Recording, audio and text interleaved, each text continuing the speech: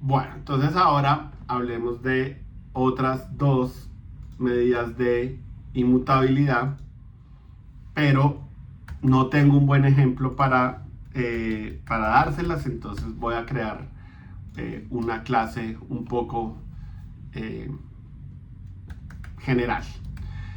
Listo, entonces ya habíamos dicho que las clases deberían ser final, ya habíamos dicho que los atributos sean final y voy a tener un atributo que por sí mismo es mutable, ¿no? Habíamos hablado que los arreglos son mutables. Cuando yo paso una referencia a un arreglo, puedo modificar los datos que hay dentro de él. Sí, el arreglo está hecho de esa manera, básicamente.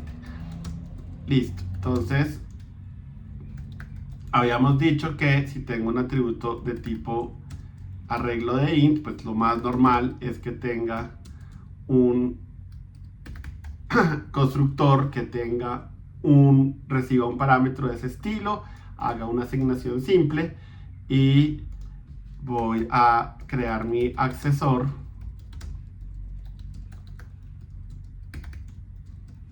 para retornar esto.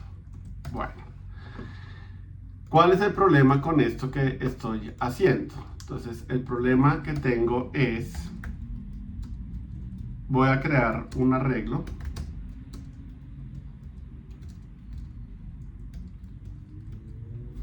y voy a crear un objeto de tipo foo.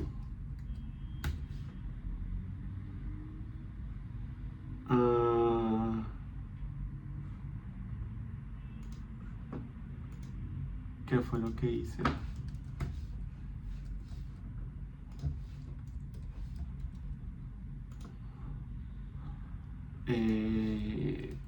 Hagamos el import de esto.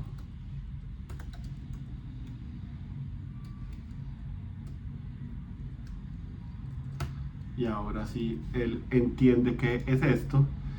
Y no sé si lo habíamos mencionado antes, pero Arrays tiene un método toString que me permite imprimir de una manera muy amigable los arreglos. Si ustedes tratan de mandar un arreglo directamente a println, se ve terrible.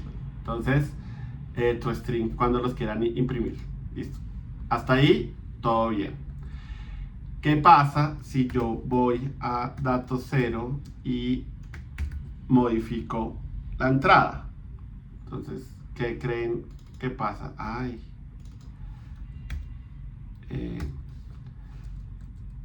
Venga, para que esto sea completo, ¿no? Tengo que leer el data de foo, no el data original. Entonces, listo, bueno, ¿sí? Cuando yo creo a foo y llamo a data, pues obtengo lo que espero.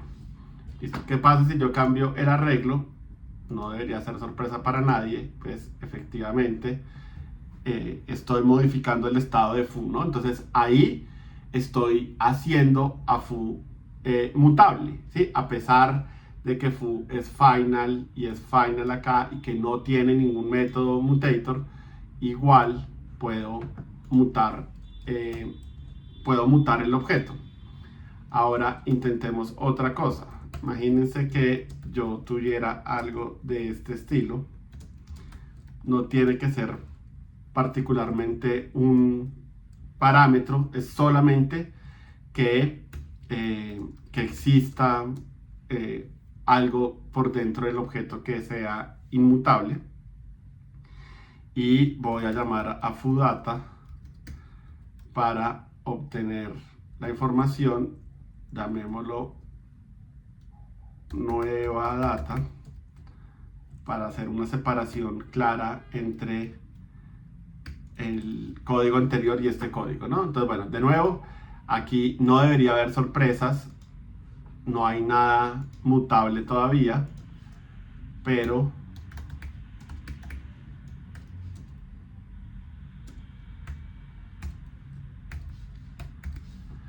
de nuevo, si yo atrapo el valor de retorno de foo.data y lo modifico, eso modifica el interior del objeto, ¿no? Entonces ese es el problema.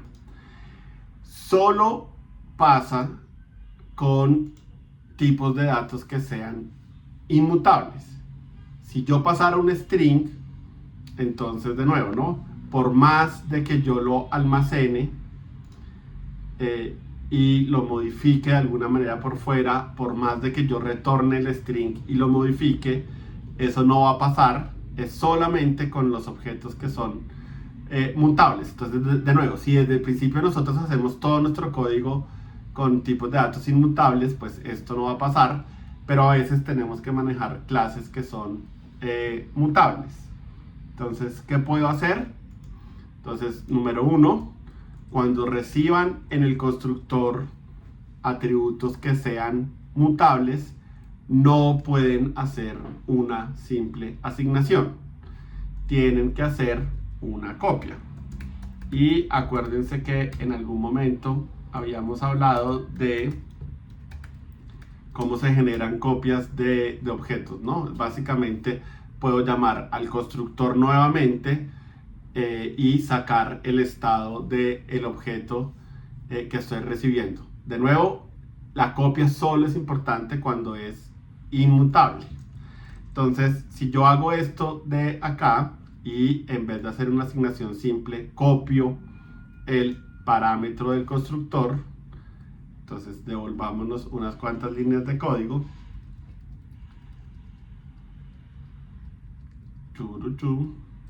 Listo. Entonces de nuevo construyo un arreglo, se lo paso al constructor de foo, modifico el arreglo y quiero saber qué tengo guardado en foo y no lo cambia porque obviamente hice una copia del parámetro. Listo. Ahora ya estoy totalmente blindado. Entonces miremos otra vez. foo.data nuevo data 0 igual a 33. Entonces, no, obviamente son dos caminos. Tampoco puedo regresar una referencia a el objeto mutable. Entonces, ¿qué puedo hacer? Pues también tengo que dar una copia.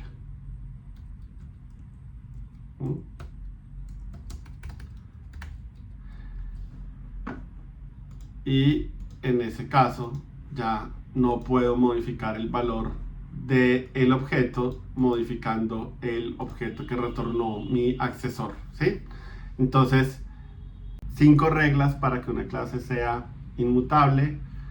La clase debería ser final, a menos que tengan una fuerte razón para no hacerla. Los atributos deberían ser final, a menos que tengan una fuerte razón para que no sean final. Si por alguna razón hay un atributo que no debería ser final, entonces solo ese atributo dejen de hacerlo final, mantengan todos los demás final. Si reciben un parámetro de una clase inmutable, hagan una copia. Busquen si ya existe una forma de hacer una copia. Si no existe, entonces llamen al constructor de esa clase y extraigan la información del parámetro que necesita el constructor. Ahí están haciendo efectivamente una copia. ¿Cómo se enteran si una clase es inmutable? Seguramente leyendo la documentación ayuda. Si la documentación no es clara en ese sentido, pues miren qué tipo de métodos tiene y revisen si parece que esos métodos son mutables, pues mutan o no mutan la clase. Si no pueden estar seguros, hagan pruebas sobre la clase y revisen qué es lo que está pasando. Y si de todas maneras no pueden estar seguros, pues traten de ser preventivos. Y la última parte de la receta es los accesores de atributos que yo tenga que sean final. Entonces a esos también háganles una copia y lo mismo, ¿no? Si no saben si es final o no, si son inmutables o no, pues pueden hacer todas estas pruebas.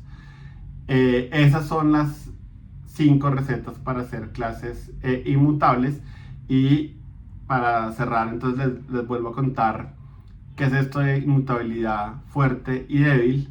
Entonces, la inmutabilidad débil se alcanza cuando cumplo las 4 reglas que no tienen que ver con la clase. Entonces, atributos final, no mutators, copias para parámetros inmutables que reciba en el constructor a los que les vaya a hacer una asignación, y copias para accesores.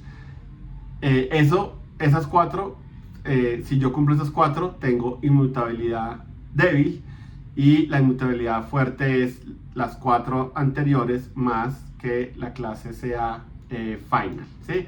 Eso era importante porque antes no había una buena manera de poder generar jerarquías de tipos de datos si quería que fueran inmutables las clases importantes de esa jerarquía. Hoy en día ya se puede, entonces siento que el término tal vez va a dejar de ser tan importante. Y bueno, y obviamente como esto es tan importante, muchas clases tienen maneras de evitar que la copia de los atributos sea tan costosa.